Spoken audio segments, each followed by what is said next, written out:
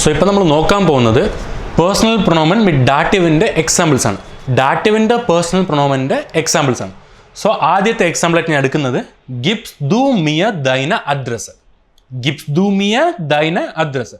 ഇതിൻ്റെ ട്രാൻസ്ലേഷൻ എന്ന് പറയുമ്പോൾ will you give me your address. So ഈ സെൻറ്റൻസിൽ സബ്ജക്റ്റ് എന്ന് പറയുമ്പോൾ ദു ആണ്, which is nominative. So Gibbs ദു മിയർ ദൈന അഡ്രസ്സ്.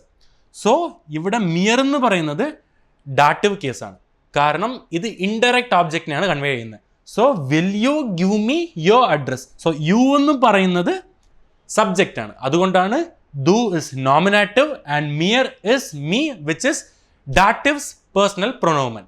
സെക്കൻഡ് എക്സാമ്പിൾ എന്ന് പറയുന്നത് ദു മുസ്റ്റ് ഈനൻ ഗ്രാറ്റുലിയറൻ.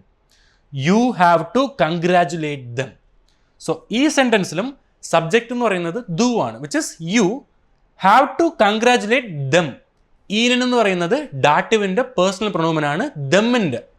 So you have to congratulate them, which translates to ദു മുസ്റ്റ് ഈനൻ ഗ്രാറ്റുലിയറൻ.